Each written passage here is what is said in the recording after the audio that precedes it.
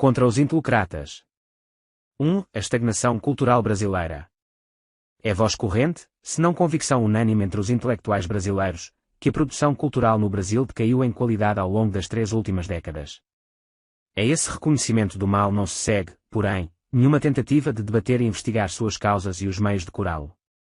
A constatação do estado de fato, ao esgotar-se em si mesma, toma-se resignação fatalista ou cinismo complacente. Isto mostra que, na vida cultural brasileira, o que decaiu não foi somente a produção, a manifestação exterior, mas a motivação íntima, o nível de comprometimento dos intelectuais e artistas com os valores que nominalmente legitimam sua atividade. Durante os 20 anos de ditadura militar, todos ouvimos a cantilena que atribuía a um governo opressivo a responsabilidade pela nossa anemia cultural, e prometia, para depois da restauração da liberdade, o renascimento do gênio pátrio. No fim dos anos 80, porém, o crítico Wilson Coutinho fez o balanço da nossa produção cultural na primeira década de vida democrática, fora a mais estúpida de toda a nossa história. Ninguém o contestou. Já se passou metade de mais uma década, e não apenas o esperado renascimento ainda não veio, como também já nos desinteressamos de perguntar por que não veio. Godot, pelo menos, suscitava perguntas.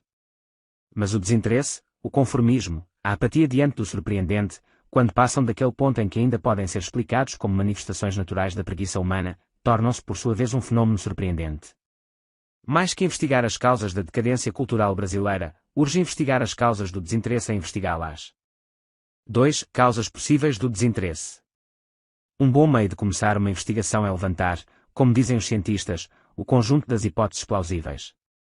Caso este conjunto venha a abranger a totalidade das causas possíveis, deixando de fora apenas o insensato, o irrelevante, o absurdo, então fatalmente a causa que se busca estará em uma ou algumas dentre as possibilidades concebidas.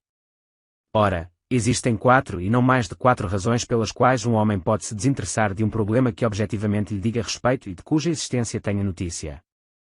Primeiro, ele desconhece a importância do problema. Segundo, ele reconhece a importância do problema em si, mas, por um desvio qualquer do seu foco de atenção, sente que o caso não é da sua conta. Terceiro, ele reconhece a importância do problema e se sente responsável por buscar uma solução, mas não crê que exista uma solução. Quarta, ele decididamente não quer que o problema seja resolvido. Na primeira hipótese, o homem é um sonso. Na segunda, é um omisso. Na terceira, é um derrotista. Na quarta, bem, para dizer o mínimo, na quarta hipótese, ele é um inimigo daqueles a quem o problema afeta, na verdade, ele é um dos dados do problema. Não há uma quinta hipótese. Examinemos as 4. Primeira, o mau estado da cultura brasileira é um fato notório. São os próprios intelectuais que o proclamam. Falam disso em artigos, entrevistas, aulas e conferências.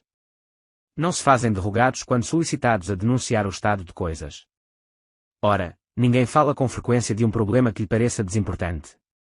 A primeira hipótese fica, portanto, excluída. Segunda, exclui-se pelas mesmas razões da primeira.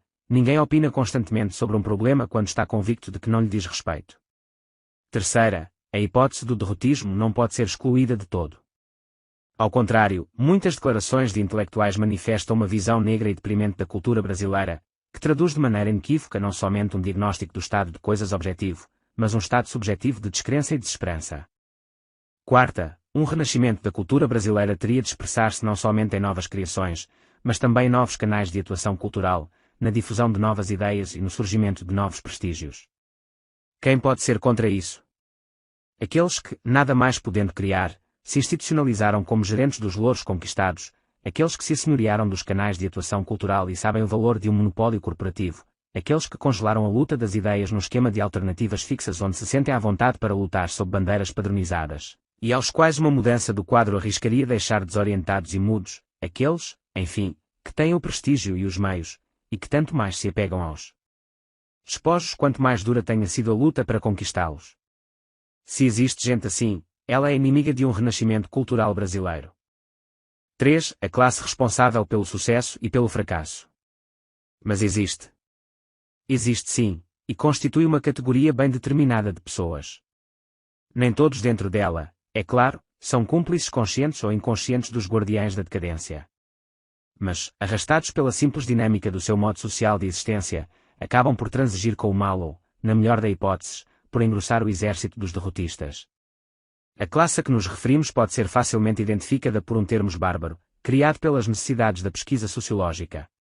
Trata-se dos intelocratas. O termo não é novo. Foi criado há 2 décadas por 2 pesquisadores franceses, Hervé Hamon e Patrick Huitman, para designar aquelas pessoas que exercem, para o conjunto da atividade cultural num país, e sobretudo para o sucesso ou fracasso das carreiras intelectuais, artísticas e científicas, o papel de guardas de trânsito, deixam passar ou não deixam. Os intelocratas não são, necessariamente, os intelectuais de maior envergadura. São aqueles que, em razão de prestígio, de relações pessoais e sobretudo do exercício de cargos ou poder de lobby, seja nos órgãos públicos, seja na indústria livreira ou das comunicações de massa, detêm o poder de abrir ou fechar as portas às novas ambições, bem como, por isto mesmo, às novas ideias. É uma classe bem determinada, que, num país como o Brasil, não chega a ter mais de poucos milhares de membros, se tanto. A cultura de um país nasce de um acordo, de uma colaboração entre a criatividade, expressa sobretudo naquelas individualidades destacadas pelo talento e pela aspiração pessoal, e a administração dos meios de cultura, isto é, a classe dos intelocratas. A criatividade, como se sabe, é e sempre há de ser imprevisível, portanto rebelde a qualquer modo de planejamento. Os melhores incentivos, a riqueza dos meios, o amparo estatal não farão brotar artistas excelsos, filósofos profundos, cientistas de gênio, se a índole não pender na direção desejada. A recíproca, porém, não é verdadeira, destituída senão dos meios de criar, pelo menos do acesso aos meios de divulgação do criado, a criatividade mais pujante acabará por se esgotar em vãs tentativas, e o talento popular mais prodigioso não conseguirá manifestar senão uma parte ínfima das potências que traz em si. Se os intelocratas detêm o poder de abrir e fechar as portas, resta saber o critério com que o exercem. Esse critério, por sua vez, coincide com a temática dominante no debate cultural do dia. A saúde cultural de um país é decidida basicamente pela estreiteza ou amplitude da temática reconhecida pelos intelocratas. A presente situação da cultura brasileira pode ser, portanto, esclarecida pelo simples reconhecimento de que a classe intelocrática está presa a uma temática estreita e rigidamente imutável há várias décadas. 4. A estagnação das ideias. A produção cultural brasileira das últimas 3 décadas foi movida pela energia gerada pelas seguintes contradições. 1. Fidelidade à tradição afortunada da busca da autodefinição nacional versus impulso de renovação formal pela cópia dos modelos estrangeiros da moda. 2. Imperativo modernista de uma revolução formal permanente versus anseio de popularização das produções culturais. 3. Obediência residual às tradições de uma cultura de combate social e político versus reconhecimento ao menos nominal da queda do paradigma marxista. 4. Impulsos de profissionalização e ascensão social dos intelectuais e artistas, e consequente aspiração a participar das riquezas materiais do primeiro mundo, versus fidelidade ao menos nominal às tradições populistas, esquerdistas e latino-americanistas da nossa cultura. A atenção dos nossos intelectuais e artistas manteve-se presa nesses 4 focos de contradições, girando em torno delas sem conseguir superá-las e renovar-se, por 3 décadas. Dessa estase crónica da nossa vida intelectual resultou o esgotamento das forças criadoras e uma queda vertiginosa do nível da produção cultural nacional em todos os setores. Daí um ambiente de mal-estar e rancorosa insatisfação, do qual a classe letrada busca um falso alívio nas recriminações a uma ditadura militar que já acabou há mais de uma década. A classe letrada deve parar de buscar culpados, e assumir suas próprias responsabilidades. Deve, em primeiro lugar, fazer um exame de consciência, rever os postulados da sua atividade, diagnosticar com realismo o seu estado presente e as causas que o produziram. Dentre essas causas, a prisão da inteligência nacional num círculo estreito de temas e interesses tem importância relevante. A cultura nacional tende cada vez mais a ser meramente passiva e reativa, rebaixando-se a um comentário das notícias do dia, em vez de ser criadora e inspiradora. Non duco, do cor tem sido a sua divisa. Os meios de comunicação, as agências de publicidade, o show business e as disputas político-partidárias têm ditado normas a que ela se curva com ânsia servil de agradar. A inteligência deve ter dignidade e iniciativa própria. Com referência aos 4 itens acima assinalados. 1. O conflito de muitas décadas entre apego às raízes nacionais e desejo de renovação. Pela absorção da influência estrangeira não tem solução no nível em que se coloca aí. Deve simplesmente sair do rol das nossas prioridades intelectuais. Pode ser, no entanto, simplesmente superado se, em vez de copiarmos, ou rejeitarmos, os modelos estrangeiros do dia, nos ocuparmos de absorver os valores permanentes, universais, de Épocas mais afastadas. Homero, Platão, Aristóteles, Lao Tse e Confúcio, Dante e Tasso, Rumi e Al-Ghazali, Villon e Cervantes, Shakespeare e Milton, Goethe. Schelling não pertencem a Paris nem a Nova York. Será que já os absorvemos o bastante para podermos sentir a urgência de acompanhar, ou rejeitar xenofobicamente, a produção atual dos grandes centros? Para superar uma atualidade medíocre, dizia Goethe, é necessário fixar-se naquilo que jamais teve atualidade. 2. A popularização da cultura é um problema secundário. O essencial é que exista uma cultura digna de ser popularizada. Aos intelectuais nada cabe pedir ao povo, mas dar-lhe coisas de valor.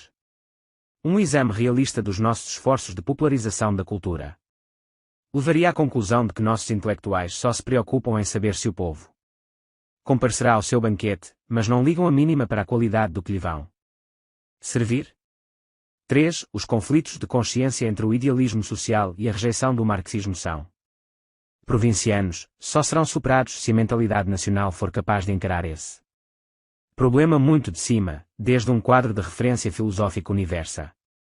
4. A preocupação obsessiva dos intelectuais brasileiros com seus interesses de classe nasceu da influência do Comintern, que encarava os intelectuais como trabalhadores e procurava organizá-los a serviço da luta de classes. O Comintern morreu, mas a intelectualidade ainda se move dentro dos esquemas mentais delimitados por ele. É necessário um reexame sério da intelectualidade brasileira do ponto de vista histórico e sociológico, sem cacuetes marxistas. VI, é necessário mudar o eixo das nossas preocupações, e mudá-lo para cima, na direção do universal. Uma cultura inteiramente presa ao reino deste mundo nada tem a oferecer ao povo senão lamentações miseráveis e protestos histriônicos.